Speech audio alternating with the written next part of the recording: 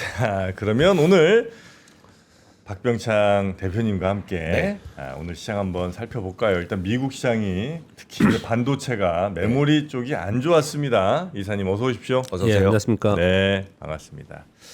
지금 우리 투자자분들 겁 많이 먹었습니다.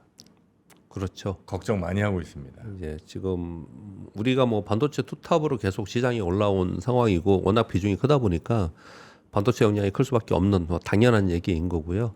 그렇다면 미국이 전체적으로 시장이 하락한 부분이 아니고 반도체 주도로 하락을 했기 때문에 지금 우리 그 EWI가 8% 하락했어요. 그 야간 선물도 지금 3.7% 하락으로 마감을 좀 했거든요.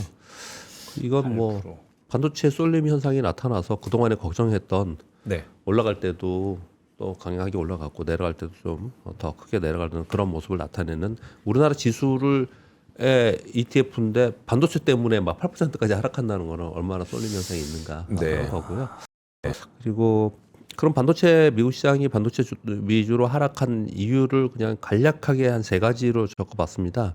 하나는 삼성전자 하이닉스를 미국의 투자자들이 보면서 거래한다고 그랬잖아요. 네. 어제 우리 시장에 삼성전자 하이닉스가 상대적으로 약하면서 빠졌죠. 이런 부분이 좀 있었고요. 그리고 지금 이제 가장 얘기가 지금 많은 시끄러운 메타. 메타가 잉여 컴퓨팅을 활용해서 클라우드 사업에 진출한다라는 내용이에요. 이게 어떤 개념이 이 안에 포함되었냐면요. 메타가 뭐 좀 크게 뉴스가 난 것 같더라고요. 네. 그래서 악재로. 그러니까 메타는 8.8% 상승했습니다. 네. 그런데 클라우드 사업에 진출한다는 거잖아요. 첫 네. 번째. 그럼 클라우드 사업 하는 애들 있잖아요. 코어이 뭐 마이너스 14%, 네비우스 마이너스 17% 폭락을 했고요. 클라우드 사업을 하는 데들. 그리고 또 한 가지는 메타가 잉여 컴퓨팅을 활용한다는 거예요. 아 이거 뭐라고 설명할까요? 잉여예요? 이거 잉여? 네, 잉여. 네. 그러니까 이 인프라 구축을 했지 않습니까? 네. 우리 그냥 단순하게 어떤 의미인지 여러분들 다 아시잖아요. 아시는데 아무튼 설명을 해보면 인프라 구축을 했는데 이게 인프라 구축을 해서 자기들이 쓰기에도 부족해서 계속해서 구축을 더 해야 돼. 네. 여태까지 그렇게 달려온 거잖아요. 그렇게 달려왔는데 지금 자기네들이 쓰고 남는 부분이 있다라는 얘기예요. 이게 지금. 그래서 그 남는 부분에 대해서 클라우드 사업이 뭡니까? 임대 사업이잖아요. 네. 다른 데들한테 이걸 쓰게끔 해준다는 거예요. 이런 사업을 한다는 거군요. 그러면은 공격적인 인프라 구축 사업, 뭐 또는 데이터 센터 사업 이런 부분에 대해서 좀 늦어지는 거 아니야? 이렇게 생각할 수 있는 거잖아요. 네. 그 잉여라는 말을 쓴 거에 대해서 시장이 민감하게 반응을 한 거예요. 그러면 인프라 구축의 그러니까 AI의 성장에 있어서 인프라 구축을 하는데 그 인프라 구축이라고 표현을 하지만 사실 데이터 센터잖아요. 네. 근데 얘가 이제 어느 정도 좀 풀에 차면서 늦어질 수 있겠구나라고 생각을 하는 거죠. 그러면 당연히 반도체에 영향을 주는 거지 않습니까? 네. 이게 굉장히 의미 있는 어저께 내용들이 좀 나왔어요. 그래서 전반적으로 그래서 반도체가 하락한 게 한 가지가 있었고요. 또 하나는 오픈 AI에서 알고리즘 개선을 해서 추론을 하는 비용을 절감을 했다 이런 표현을 발표를 했어요. 그래서 알고리즘 개선을 통해서 추론 비용이 절감했다는 얘기는 이제 GPU도 이제 필요 수량이 절감된다 이런 표현을 줬습니다. 네. 그러니까 이런 거죠. 그 동안에는 GPU가 10만 개가 있어서 이러이러한 생성형 그리고 추론으로 어떤 결과물을 내놨는데. 그것을 하는 알고리즘 소프트웨어를 바꿔나가면서 개선하면서 이제는 10만 개가 필요하지 않고 5만 개, 7만 개로 같은 성과를 내올 수도 있는 알고리즘 개선을 했다는 얘기를 하는 거예요, 이거요. 그 얘기를 하는 거군요. 그러니까 당연히 비용도 절감되고 그리고 인프라 구축에 대한 GPU 필요 수량이 절감된다. 이런 발표를 한 거예요. 네. 이 둘 다 되게 보면은 그러면 반도체 쪽에는 악재의 내용들이지 않습니까? 네. 그러다 보니까 반도체 쪽 위주로 하락을 했습니다. 속수가 6.27% 하락을 했고요. 샌디스가 10.5%, 마이크론 10.4% 하락을 했고, 인텔 9%, AMD 7%, 오라클 2.6% 정도 하락을 했습니다. 근데 시장이 전체적으로 많이 하락을 안 했습니다. 마이너스 0.66이잖아요. S&P 500이 마이너스 0.22예요. 얘들이 빠지면서 다른 데는 많이 시가총액 상위에 있는 애들 있잖아요. 네. 어디요? 애플 플러스 1.7, 테슬라 플러스 1.1, 마이크로소프트 플러스 3, 아마존 플러스 1.4, 그리고 메타가 플러스 8%, 이 시총이 높잖아요. 네. 알파벳이 플러스 1%. 요 중간에 있는 애들이 몽땅 다 올랐어요. 네, 원래 이제 저 친구들 계속 예. 불을 길 때 이제 떨어졌죠. 반도체가 엄청 예전에 그 달렸는데. M7. 음. 예, M7. 예, 그랬었죠. 예, M7이 다 올랐어요. 그래서 지수는 하락하지 않았어요. 그러니까 반도체만 그런 현상이 나타나는 거거든요. 그러니까 이 미국은 지수를 가만히 보면 반도체 또 군락 애들이 받쳐주면서 올라간 거잖아요. 네. 그렇죠? 그리고 시가총액이요. 네. 이 반도체에 있는 샌디스크랑 마이크론보다 얘들이 훨씬 높습니다. 이 M7이 훨씬 더 높거든요. 근데 이제 우리가 곤란한 거죠. 우리는 반도체가 50%나 되는데 전체 네. 비중이. 아, 그럼 한번 좀 예. 지금 어떤가 한번 살짝만 볼까요? 예, 그럼 네. 볼까요? 자, 지금 보겠습니다. 시청자 코스피. 아우 아이고. 삼성전자, SK하이닉스 5에서 6%. 30만 원이 무너졌네. 그렇게 정도 지금 NST에는 지금 되고 있네요. 그리고 어제 이미 삼성전자, SK하이닉스 좀 이외에 빠졌잖아요. 어저께도 빠졌지만 삼성전자, SK하이닉스 때문에 이미 삼성물산하고 주 SK는 더 많이 빠졌어요. 네, 맞아. 더 많이 빠졌어요. 네. 그래서 걔들은 따라가는 애들이잖아요. 네. 그래서 빠질 때는 더 빠집니다. 그리고 저는 어저께 제가 그렇게 좀 보내드렸는데 어떻게 보냐면 삼성전자, SK하이닉스가 반등을 나중에 하잖아요. 나머지 쫓아가는 애들은 그때 못 쫓아갈 가능성도 있다고 저는 생각합니다. 이미 이 약간 심리적 훼손이 좀 된 상태이기 때문에 네. 저는 그렇게 좀 보고 있거든요. 근데 아무튼, 이번 그 메타 건에 대해서 또 아직도 좋게 보시는 분은 예, 스페이스X도 계속 적자 보다가 예. 이 스페이스X가 운영하고 있는 콜로서스를 이제 월 임대 사업으로 딱 예. 전환하고 나서 막 엔스로픽이라든지 알파벳이라든지 이런 네. 데서 막 뭐 월 20억 달러씩 벌지 않았냐. 예, 예. 그러면 메타도 지금 사실 보면 오픈 AI도 그렇고 메타도 그렇고 사실 그렇게 최고의 지금 기업이라고 보기 어렵잖아요. 네, 네. 그럼 얘네도 지금 돈을 벌면서 예. 그러니까 수익을 확보하면서 재투자를 위한 변화기 때문에 이걸 그렇게 나쁘게 볼 건 아니다라고 얘기하시는 분도 있었거든요. 혹시 좀 어떻게 보세요? 이 그러니까 수익이 있으면 재투자하고 대투자하고 그래서 이게 끊어지는 게 아니고 연속성으로 간다라는 말씀을 주시는 뭐 거죠. 그런 해석들을 하시라 여전히 네. 좋게 보시는 분들은 아니 근데 저도 맨날 말씀드리지만 AI에 대한 성장 사이클에 뭐 구조적 성장이든 사이클이든 이 AI의 성장에 주식 시장, 자본 시장에서 반영하는 거하고 실물에 반영하는 거는 시차가 있고 굉장히 다르잖아요. 네네. 근데 실물로 볼 때 AI는 지금 어느 정도 왔습니까? 10년 주기로 보면 이제 3년뿐이 안 지났잖아요. 네. 그러니까 앞으로 갈 길이 멀어요. 갈 길이 되게 먼데 주식시장 안에서 반영하는 것들은 시기마다 이렇게 계속 먼저 반영하고 그러잖아요. 그러니까 그 말씀을 드리는 이유는 이 AI 성장의 이 사이클에서 가장 먼저 뜬 게 뭡니까? 엔비디아를 비롯한 데이터 센터가 제일 먼저 뜬 거잖아요. 네. 근데 엔비디아 세워놓고 지금 반도체만 뜨잖아요. 근데 반도체를 세워놓고 다른 게 또 나올 수 있다는 얘기를 지금 하는 거예요. 지금 말씀 뭐냐면 그래서 피지컬 AI 얘기하는 거예요. 다음에는 똑같이 성장은 다 같이 해요. 멈추는 게 아닙니다. 네. 근데 주식 시장에서 관심과 수급이 어디로 가느냐를 얘기를 하는 거거든요. 그래서 지금 이 기자님의 질문에 제가 제 의견을 좀 드리면 이런 거죠. 반도체는 피지컬 AI 가도 반도체는 계속 더 수요가 늘어요. 네. 그러니까 반도체는 이 과정 속에서 계속 있을 거라는 논리를 지금 그 얘기하는 네, 하시는 그렇죠. 거예요. 네. 그렇게 갈 수 있다라는 거죠. 맞습니다. 그렇게 갈 수 있다라고 하죠. 그런데 소위 피지컬 AI라고 하는 구현되는 제품이나 이런 게 실현돼 가지고 양산되는 게 아니잖아요. 그럴 것이라고 보는 거잖아요. 그거는. 네, 네. 지금은 데이터 센터에 들어가는 게 제일 많은 거잖아요. HBM에 들어가는 게. 네. 그러니까 그 사이에 시차가 또 발생을 하는 거죠. 네. 그 사이에는 이렇게 흔들릴 수 있는 부분이 있는 거죠. 그걸 보고 미래를 볼 거냐, 지금 당장만 볼 거냐의 시차의 문제이다 생각합니다. 네. 아까 시작 제가 볼 때보다는 올라오고 있네요. 그래요? 예. 삼성전자 4.7, SK하이닉스가 5.9. 아까는 뭐 5에서 7 이렇게 하락을 했는데. 뭐 현대차는 뭐 오르지도 않았는데 왜 같이 떨어져? 예. 그렇죠. 예. 반도체 오를 때 같이 오는 것도 아닌데 왜 떨어져?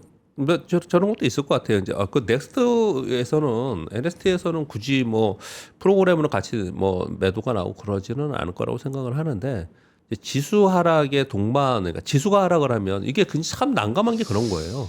삼성전자 SK하이닉스로 끌어올렸어요.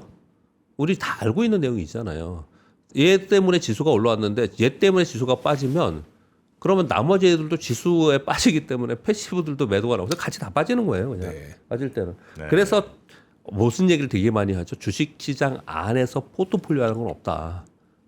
주식시장 안에서 네, 네. 같은 공간 내에 포트폴리오는 없다는 거죠. 올라갈 때는 뭐 10개 있으면 2-3개만 오르고 5개만 오르고 내려갈 때 몽땅 다 내려가는 게 어떤 효과가 있겠냐. 차라리 주식시장에서는 그래서 선택과 집중을 해야 된다. 이런 얘기들을 하는 거죠. 그나마 방산이랑 뭐 조선 정도 좀 버텨준다. 느낌이 좀 있네요. 방산에 있고요.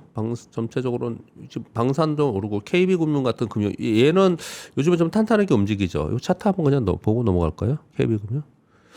이게 별로 빠지지도 않고 오르지도 않고 지금 이러고 있는 애들 있잖아요. 옆으로 있는 애들이요. 네. 이런 애들은 왜 이럴까요?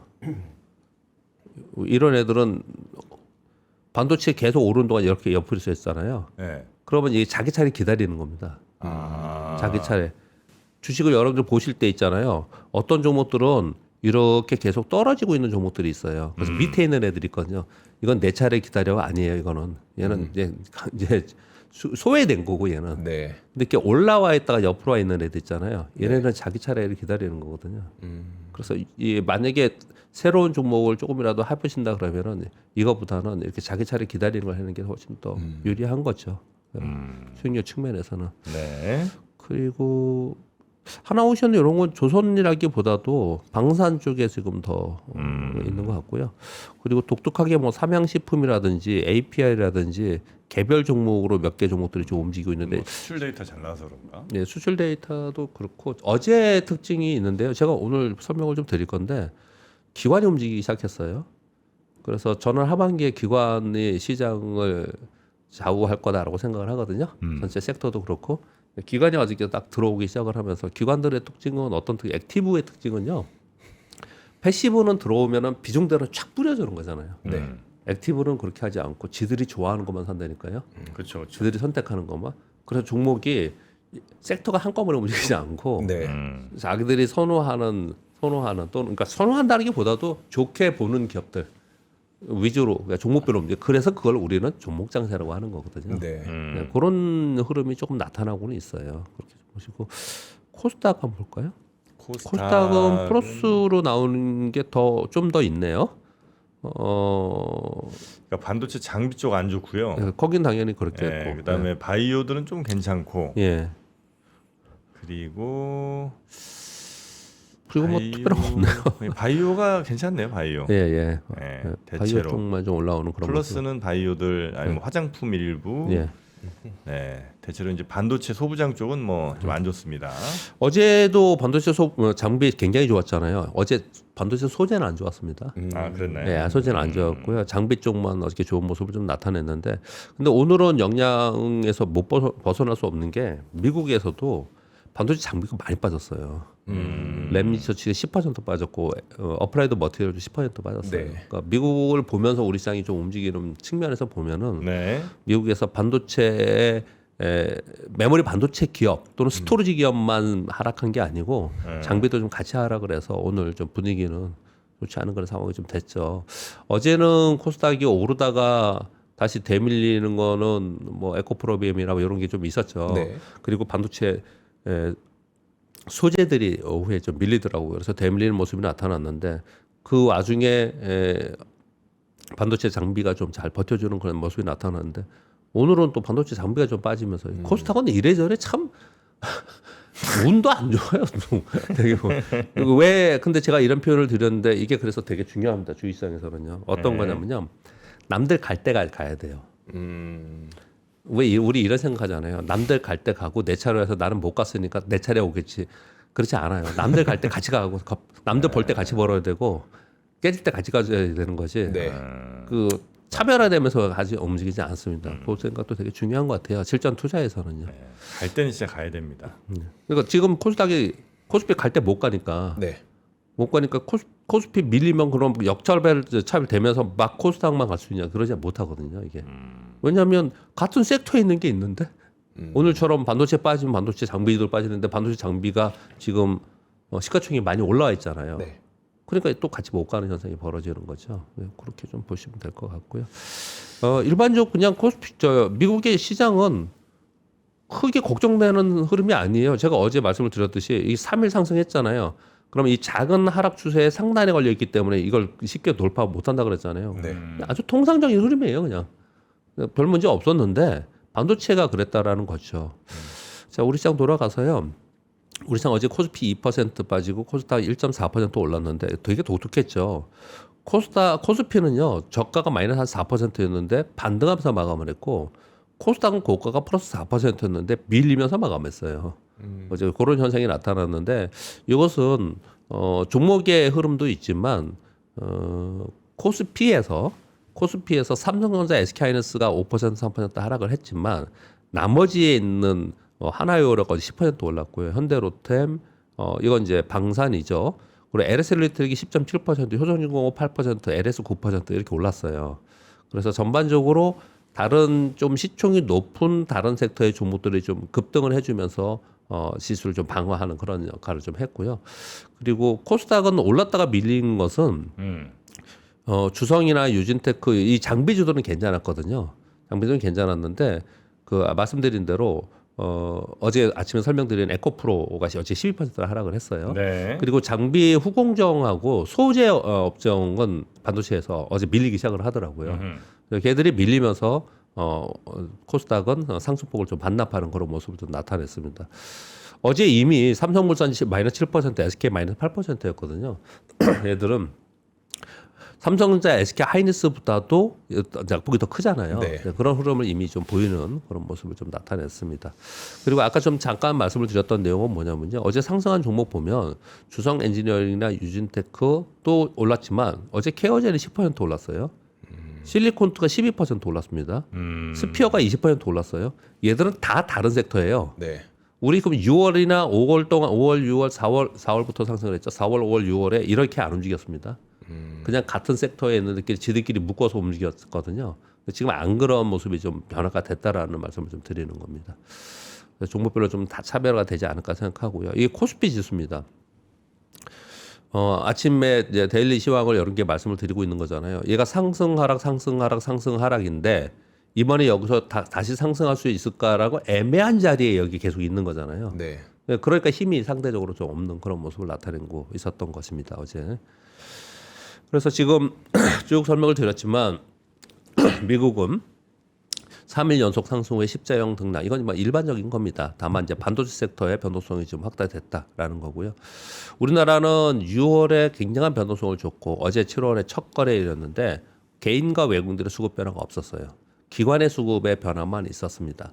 그래서 이걸 계속 제 강조를 드리는 거예요. 기관 수급을 보고서 이제 하반기에 좀 당분간 또는 하반기에 계속 전체적인 흐름을 좀 봐야 되는데 정부의 3대 메가 프로젝트 발표하고 코스닥 활성화 정책이 있었죠. 근데 이런 것들로 인해서 액티브를 좀 움직이기 시작을 했고 그래서 종목별로는 수급이 좀 분산되는 그런 모양이 조금 나타나는 그런 상황이 좀 됐습니다.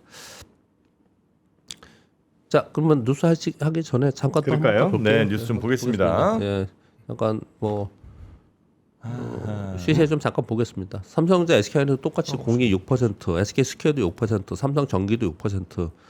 이게 지금 6%씩 아침에 NS에서 거래가 되면은 이 되돌리기가 쉽지는 않을 거라는 생각이 좀 드네요. 근데 이제 그래서 계속 지금 말씀드리는 거는 기관들이 역할을 해주냐예요. 기관들이.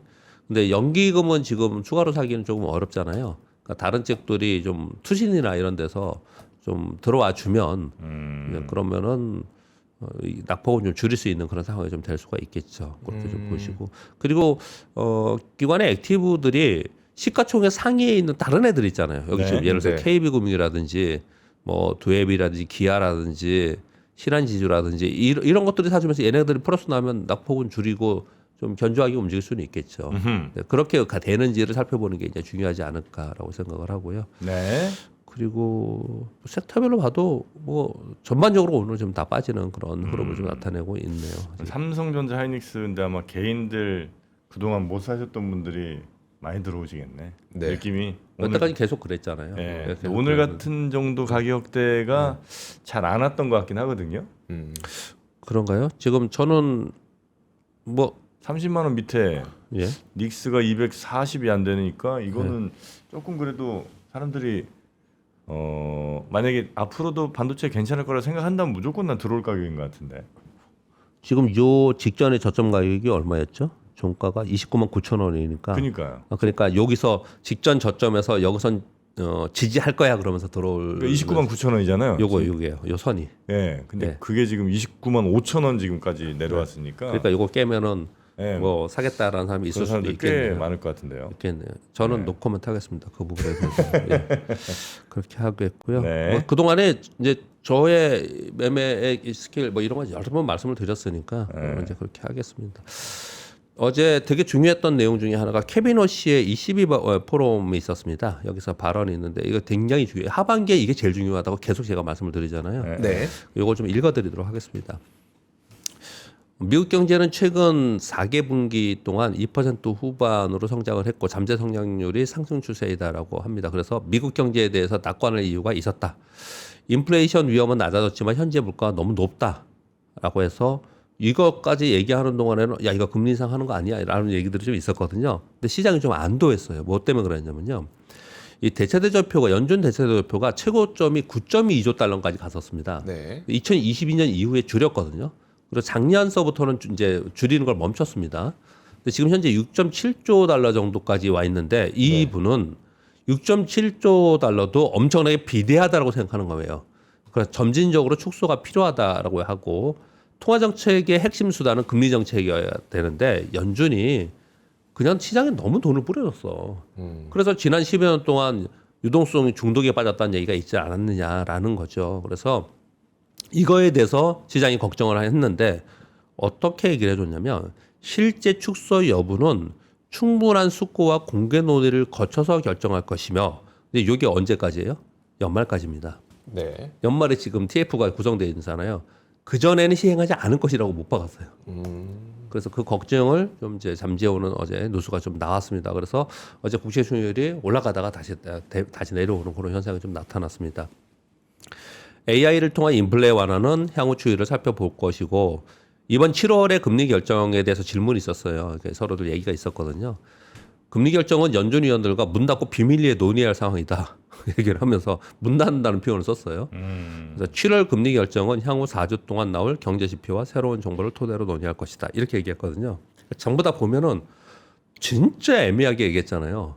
매파적인 성향인지 아니면은 뭐 도비씨 한 건지 막 전부 다 그렇지 않습니까? 네. 근데 이제 이 뉘앙스를 전체로 볼 때 저의 판단은 당분간 안 할 거야. 아무것도 잘 보고서 의논할 거야. 심사숙고야. 뭐 저는 심사숙고 할 거야. 이렇게 좀 생각이 들어요. 네. 이 부분에 대해서는요. 그런데 하반기에는 이게 논란이 되게 많이 될 거라고 저는 본다라는 말씀을 좀 드리는 거예요. 그래서 하반기 좀 더 불편하다 이렇게 말씀을 드리는 겁니다. 어제 우리나라 수출동에 나왔는데 어마어마하게 나왔죠. 6월 수출이 네. 1,022억 달러가 됐어요. 1,000억 달러 돌파. 네. 수입은 661억 달러, 무역 수지가 361억 달러가 됐습니다. 엄청나게 좋은 발표가 됐고요. 지금 이제 당장 오늘도 이제 시장이 여러분들이 궁금해하시는 내용 중에 하나가 요거죠. 어제 국민연금 이사장이 직접적으로 국민연금의 74조 매도 폭탄이 된다는 시장의 루머가 있는데 거기에 대해서 해명을 했습니다. 뭐 잘 해주신 것 같아요. 근데 리메라씨 안 한다는 얘기가 아닙니다. 네. 읽어드리겠습니다. 국민연금은 장기 자산 배분 원칙에 따라 점진적 조정일 뿐 대량 매도 가능성은 과장된 거다. 일단 74조이라는 수치가 틀렸다. 어떻게 계산했는지 모르겠지만 터무니없는 숫자고 언제부터 애널리스트가 점쟁이 노릇을 하게 되었는지 의아하다. 되게 세게 얘기한 거예요. 화가 많이 나셨나 봐요. 되게 세게 얘기한 거예요. 국민연금은 올랐다고 바로 팔고 내렸다고 바로 사들이는 그런 기관이 아니고 대한민국 경제와 산업, 기업의 성장과 함께하는 보편적 투자자, 유니버설 오너로서의 사명이 있다. 이렇게 얘기를 좀 했고요. 그리고 어제 연합일보에서 계속 나온 내용은 여태까지 규정은 당월 10 영업일 동안 최대 0.5% 50bp라고 표현을 하는데 0.5% 우리 전체 비중에서 0.5% 얘기하는 거예요. 네. 그래서 우리가 만약에 뭐 지금 어느 정도 갖고 있다고 추정되고 있죠. 뭐 25%다. 그럼 0.5면 24.5%로 줄이고 이렇게 하는 거잖아요. 그런데 이걸 당월 20 영업일 동안 최대 0.25%로 축소하는 걸로 변경했다라는 발표가 지금 되고 있습니다. 네. 그래서 리베러시가 안 한다라는 표현은 아니고요. 시장에서 얘기하는 그런 매도 폭탄, 뭐 매물 폭탄 이런 거는 아닐 거다라고 적극적으로 해명을 하고 좀 나섰습니다. 근데 지금 어제 보니까 어제 코스피에서 연기금이 어저께 7월 첫날이잖아요. 네. 첫날 아까 제가 그 자료가 있었는데 정확히 말씀드리니까 어제 2천억 정도 팔았더라고요. 코스피에서. 2천억이요? 예, 2,100억 정도 어저께 팔았더라고요. 그러니까 규모가 아주 이게 작은 건 아니에요. 그렇잖아요. 네. 그래서 물론 뭐 맨날 뭐 2조, 3조씩 사는 것만 우리가 봐서 그럴지 모르지만 여기서는 지금 이제 줄여나가는 이제 과정에 있어서 어저께 하루에 2천억 정도 팔았다라는 거예요. 그래서 그러니까 연기금이 매수보다는 리밸런싱을 하는데 시장에 충격을 주지 않고 또 매일 파는 것도 아니에요. 이 보시면 한 달 안에 10영업일 동안 한다 그런 거를 20영업일로 바꿨잖아요. 네. 그러니까 좀 더 천천히 하겠다는 거예요. 네네. 천천히. 네, 그렇게 설명을 좀 하고 있고요. 좀 빨리 하고 오늘 시장 봐야겠네요. 좀 다들 궁금해하시는 것 그러니까 같아요. 많이 지금 불안들었으니까. 네. 야게오가 있습니다. 야게오가 뭐냐면 대만 커패시티 업체인데 우리가 저거 뭐 진동 소자 얘기할 때 수동 소자 뭐 자동 진동 소자 이런 표현을 쓰거든요. 네. 근데 여기가 이제 어떤 업체이냐면은 그 수동 소자 전문 업체입니다. 전문 업체인데 여기 참고로 그냥 잘 우리가 모르니까 저도 뭐 생소한 기업이기도 하고 잘 평소에 많이 안 봤으니까요. 칩 저항기가 세계 1위고요. 탄탈 커패시티는 세계 1위고 MLCC는 세계 3위입니다. 세계 2위가 어디냐면은 삼성전기예요. 1위가 무라타고요. 무라타. 예, 여기가 3위예요. 그러니까 이게 무시할 그런 회사는 아니에요. 네. 그런 회사인데 이 회사가 전 제품군의 가격 인상을 했다라는 거예요. 그래서 아마도 이 매출에 굉장히 좋은 영향을 미칠 거고 그리고 이 야게오 회장의 이런 얘기를 했습니다. 하반기에 매우 바쁜 시기가 될 것이 같다. AI 산업은 아직 2회 초반 단계에 불발을 하다. 이게 2회라는 건 무슨 어디에 2회인지 모르겠는데 저 잘 모르는데 권투는 몇 회입니까? 야구는 9회고. 네. 권투는 네. 예전에는 15회까지 했었는데 사람들이 죽고 뭐 이래갖고 12회가 그럼 12회 2회인가 뭐 9회 2회인지 저는 모르겠는데 아무튼 2회라고 이렇게 표현을 갑자기 얘기하다 보니까 생각이 궁금하네 진짜 그런 생각이 들었습니다. 네. 아무튼 초반이다라는 얘기를 계속 하고 있고 AI 서버와 전기차 확대로 인해서 업계 전반의 생산력 소진과 공급 타이트 현상이 지속되고 있다. 그리고 MLCC에 대한 뉴스 가격에 대한 뉴스가 어저께 같이 동시에 나왔어요. 한국과 일본 업체들이 MLCC 가격을 또 다시 한번 재인상, 다시 또 한번 추가적으로 인상했다 한다는 거예요. 무라타는 7월 1일부터 AI 및 전장용 MLCC 가격을 10에서 40% 인상한다고 하고 있고요. 그 밑에 있는 뭐 다이오 유덴 같은 회사는 한 6에서 13%. 삼성전기는 공식적인 발표를 안 했는데 전반적으로 현물 가격이 50에서 80% 급등하고 있다. 이런 뉴스가 좀 나와 있었습니다. 오늘 뭐 장이 안 좋은데 삼성전기가 장이 좋을 때 그랬으면 오늘 또 뭐 아침에 팍 떴다가 뭐 이랬을 텐데 네. 오늘 좀 장이 안 좋은 상황인데 어떻게 이런 호재들을 반영을 하는지도 좀 살펴볼 필요가 있겠죠. 좀 짧게 말씀을 드릴게요. 그리고 여섯 번째 뉴스는 우리 정부가 메가 프로젝트 발표했지 않습니까? 그럼 맨날 우리 모두 다가 걱정하는 게 그거예요. 그럼 이게 전력을 어떻게 할 거냐? 지금 아까 제가 오라클 할 때 안 읽어드렸나 참 그냥 오라클 넘어갔나? 말씀 안 해주셨었어요. 네, 오라클 때문에도 어저께 시장이 좀 더 하락을 한 부분이 있었거든요. 근데 오라클의 내용은 뭐였냐면요. 오라클에서 자기네들이 이거 뭐라 그러죠? 연례 소환 자기네들이 네. 그 회사 그 내용을 하면서 이렇게 얘기를 했어요. 데이터 건설이 지연되고 있는데 부품 공급망이 병목 현상이 있고 전력 및 에너지 비용이 상승해서 데이터 건설도 지연되고 있고 이런 부분들이 전반적으로 AI의 인프라 구축하는 게 지연되고 있다 이렇게 표현을 했어요. 네. 그러니까 여기에 이제 많은 것들을 포함하고 있습니다. 전력 및 에너지가 부족하다는 얘기들을 했고 그리고 칩이나 이런 부품의 부족 현상을 또 얘기를 하고 있고 그래서 지연이 되고 있고 이런 지연이 되는 과정 속에서 자기네들이 뭘 걱정했냐면요. 여기 본인들이 얘기를 하지 않는데 시장에서 걱정하는 건 그러면 이거 계속해서 회사채랑 외부에서 돈 끌어다가 이걸 하고 있는데 이거 지연되고 있으면 너 언제 돈 벌래 이렇게 해서 그래서 언제 이거를 감당할래 뭐 이런 게 걱정을 하게 된 거거든요. 근데 아까 제 뉴스하다 갑자기 생각이 나서 다시 올라온 건 뭐냐면 미국도 이런 상황이라는 거예요. 전력과 에너지가. 네. 그래서 지금 현재 JP모건의 자료를 보면 미국 내 이 얘기는 우리 다 많이 들으셔서 아시잖아요. 2027년 내년 완공 목표로 한 데이터 센터의 프로젝트의 60%는 착공도 하지 못했다는 거예요. 왜냐하면 전력 에너지에 대한 공급원을 해놓고 해야 되는 거니까 같이 해야 되니까 네. 이게 지금 안 돼서 그렇듯이 우리나라에서 지금 발표한 메가 프로젝트를 이대로 만약에 시행을 하려면 추정이 약 27.7기가와트 정도가 필요한데 1기가가 원전 1개잖아요. 네. 우리나라 지금 원전 26개인데 총용이 26기가지 않습니까? 근데 1.4기가와트로 조금 더 용량이 큰 걸로 져도 20개 이상을 져야 된다는 이 비교를 한 겁니다. 원전으로 그냥 원전으로만 한다는 게 아니고요. 네, 그러면 그리고 송정망이나 변전소 또는 송배전 선로 구축 같은 것도 대대적인 확충이 좀 필요한 부분이지 않습니까? 그래서 이제 SK그룹에서는 전력 수급이 가능한 거점을 중심으로 사업을 할 것이고 중장기적으로 재생에너지, LNG, 소형 모듈 원자료, SMR 등 다양한 전력원을 활용할 것이다. 이렇게 얘기를 하고 있거든요. 그래서 우리 이런 얘기를 하지 않습니까? 연준에 맞서지 마라, 정책에 맞서지 마라. 네. 그러니까 정책들이 나오면 정책 사이클이라는 게 분명히 있거든요.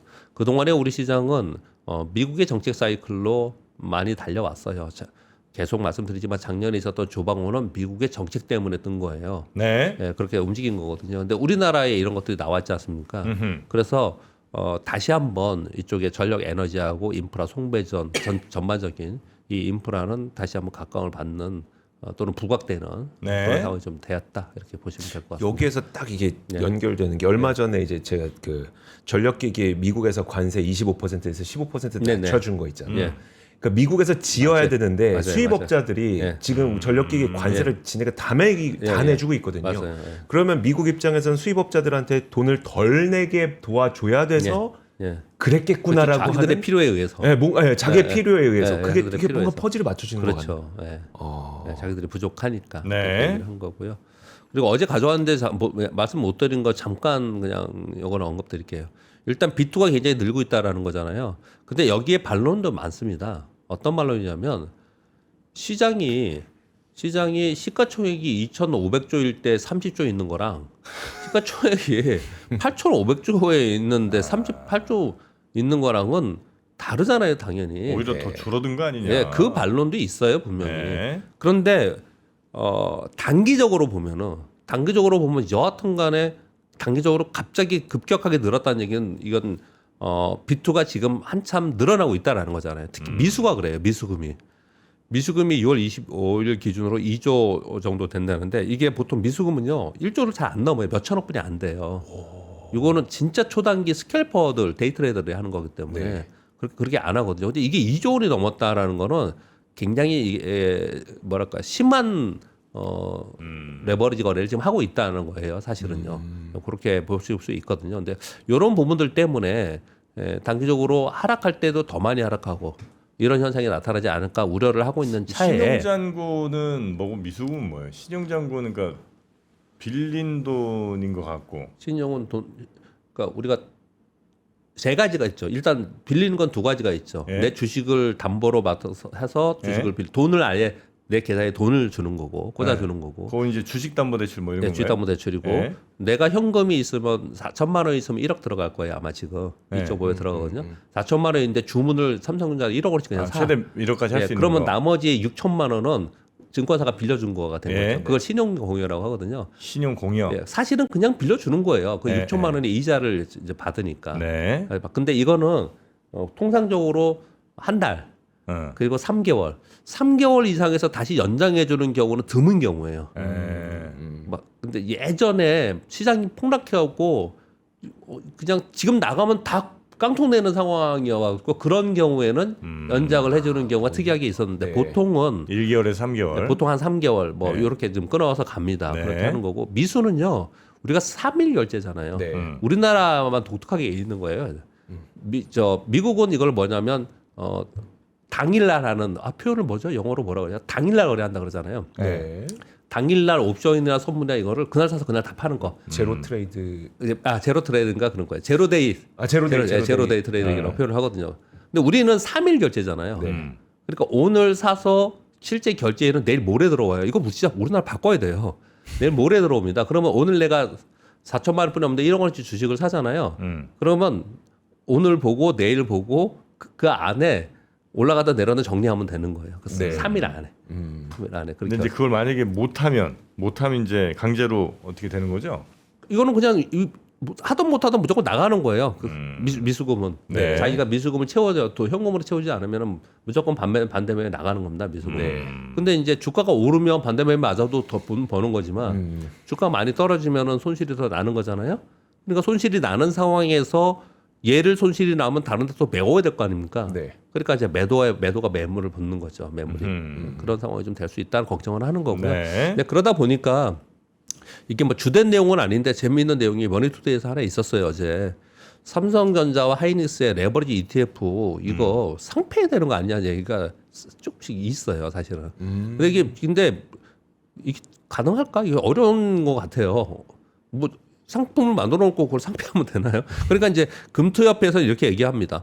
해외에 2배 레버리지 상품이 이미 있는데 지금 그리고 추가적으로 막 2배짜리가 나오고 있어요 ETF들이. 네. 근데 지금 상폐한다고 이게 답이냐? 뭐 새로운 걸로 해야 된다 이렇게 얘기를 하고 있고요. 증권가에서는. 그런데 금융당국에서는 우리가 여러 가지 규제 방안을 마련하고 있잖아요. 그러니까 1,000만 원이 아니고 높이고 네네네. 교육도 더 많이 먹고 네. 이걸로 해결이 되겠냐는 거예요. 이게 해결이 되겠습니까? 사람들이 이 돈에 대한 욕심이 얼마나 강력한데 지금 이렇게 한번 여기서 크게 올라가고 내려가는 것들을 이참에 한번 벌어야겠다는 돈들이 들어와 있는데 네. 이게 물러서기가 쉽지 않겠죠. 그래서 이거 그럼 차라리 이 2배짜리 레버리지는 좀 특히 단일 종목에 대해서는 시장 변동성을 너무 크게 왜곡시키니까 이 부분에서 고민해야 되지 않겠냐라는 얘기가 나왔는데 이건 실현 가능성이 쉽지 않을 것 같지만 제가 지금 이런 뉴스를 전해드리는 이유는 그만큼 심각하다는 거예요. 지금 그만큼 심각한 상황에 대해 있다라는 거죠. 왜냐하면 삼성전자, SK하이닉스가 전체 시가총액의 50%를 넘었습니다. 그렇죠? 네. 그런데 이 두 종목을 거래하는 레버리지가 있는 거예요. 그러니까 얼마나 변동성이 클 수밖에 없는 겁니까? 그렇게 지금 보는 이제 의견들이 지금 많이 나오고 있다라는 걸 지금 말씀을 드리겠고 그래서 네. 이런 거죠. 올라갈 때도 레버리지 때문에 2배로 올라갈 수 있는 것처럼 내려갈 때도 2배로 내려가는 거지 않습니까? 그래서 이제 이런 얘기들이 나오는 건데 근데 이제 이런 이제 논의들이 나오는 이유는 왜 그럴까요? 그 변동성 커서 올라갈 때는 네. 이제 항상 뭐 그냥 개인적인 푸념들은 할 수 있겠지만 네. 금융 당국에 있는 사람들의 입장에서는 올라갈 때는 그것 때문에 올라갔으니까 아무런 반론이라든지 염려라든지 뭐 그런 거 없을 거 아니에요 논쟁이. 근데 만약에 이게 내려간다 그러면 이제 어떻게 할 것 같아요?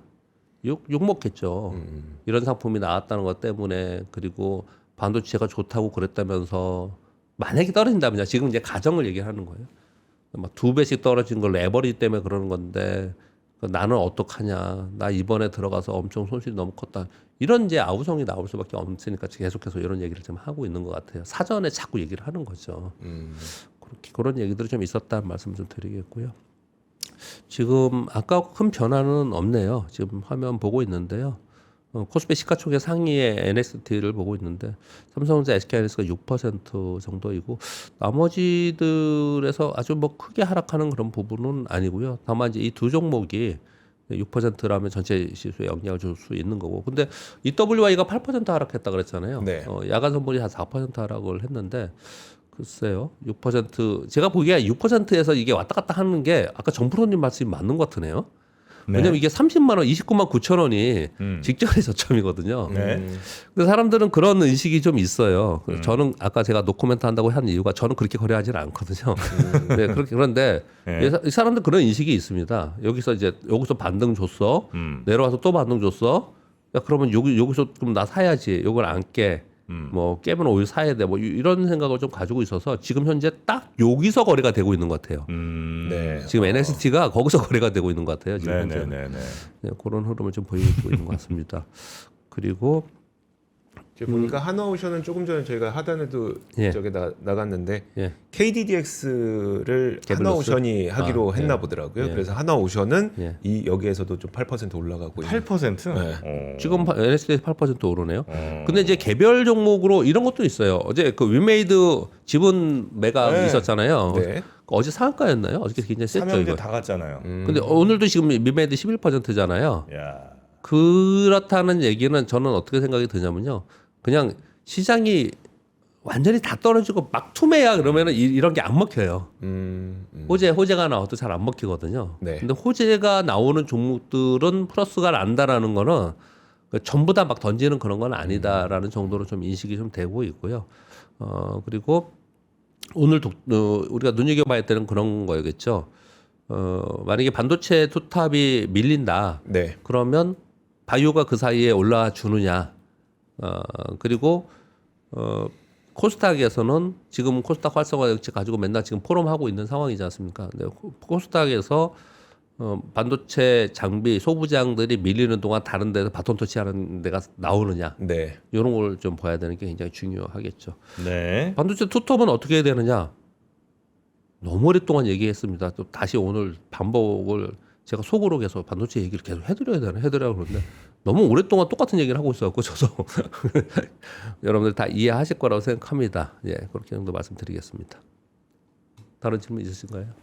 아, 우리 시장이 근데 아무래도 오늘 같은 날은 많이들 좀 걱정들 하시는 것 같고, 그러니까 그럼요. 삼성전자, 하이닉스는 그나마 뭐 떨어져도 가겠지 이런 믿음이 좀 있으신 것 같은데 예. 다른 종목들 막 후두둑 떨어지는 것들 있잖아요. 예. 여기 걱정을 좀 특히 더 하시는 것 같습니다. 그렇겠다. 예. 네, 네. 그러니까 삼전닉스는 예. 떨어져도 아, 저 그렇겠네요. 가격 이상은 또 가겠지라는 그 예. 탄탄한 믿음 좀 있는 예. 것 같은데 다른 종목들은 이번에 떨어지면 또 언제 다시 어떤 거 얘기하는 거예요? 먼저 현대차? 뭐 현대차도 대표적으로? 그렇고 현대차는 지금 속절없이 계속 지금 한 한 68만 원부터 계속 떨어지는 것 같고요. 이거 그 외 다른 종목들도 좀 78만 원에서 지금 48만 원까지 와 있는 거네요. 그렇죠. 예, 이게 지금 젠수랑 CEO 때 테마가 있었던 종목들은 지금 다 이렇게 똑같이 생겼잖아요. 전부 다 똑같이 생겼어요. 예. 이 현대차만이 아니고 그때 있었던 게 뭐 네이버, LG그룹, LG전자, NHN, NHN이래요, 자꾸. 네이버, 네이버. 얘네들이 다 이제 똑같이 생겼거든요. 예. 근데 전부 다 똑같이 해서 원위치 됐어요, 원위치. 그러니까 지금 정프로님의 걱정도 충분히 이해가 되고 일리가 있네요. 왜냐하면 이제 원위치 되어 있는 상황이라서 이제 더는 안 빠지고 있는데 얘가 여기서 그래도 좀 버티면서 지금 고생하고 있는데 이게 더 밀려버리면 이거 어떡하지? 라는 네. 이제 걱정을 하신다는 거잖아요. 근데 이런 종목에 여기서 저는 이제 이런 종목을 매수해라 매도하라기라는 판단보다는요. 저는 이제 교체하는 걸 많이 말씀을 좀 드리거든요. 근데 전혀 다른 섹터에 교체하는 건 위험할 수도 있어요. 그러면 이런 거죠. 피지컬 AI 안에서 교체, 원자력 안에서 교체, 같은 섹터 안에서 변압기 안에서 교체를 해야 되거든요. 왜냐하면 거기에 주도주가 아닌 다른 걸 갖고 있는 사람들 되게 많아요. 네, 네. 이런 때 교체를 해서 그냥 기다리시는 게 더 좋지 않을까라고 저는 생각합니다. 네. 그럼 여기까지 할까요? 네, 오늘은 그럼 우리 박병창 대표님과 함께 이 정도로 시장 한번 살펴보고요. 네. 네, 이사님 또 내일 아침도 네. 잘 부탁드리도록 하겠습니다. 고맙습니다. 감사합니다. 감사합니다. 네. 네. 자, 오늘 아침 많이 걱정들 하실 텐데 이렇게 왜? 그쵸. 이런 걱정 많을 때 중간중간 메시지 누가 나한테 보내줘서 이렇게 저렇게 알려주는 분이 계시다면 의지가 많이 되겠죠. 네, 많이 의지가 될 것 같습니다. 네, 아, 다양한 방법들이 있겠습니다만 한번 구독 서비스도 네. 경험해 보시면 어떨까 싶고요. 네, 박병창 이사님, 뭐 이선엽 또 대표님, 또 김장열, 이건희, 뭐 장우진, 네. 박명석 등 정말 최고의 전문가들이 함께 여러분의 곁에 늘 있습니다. 네.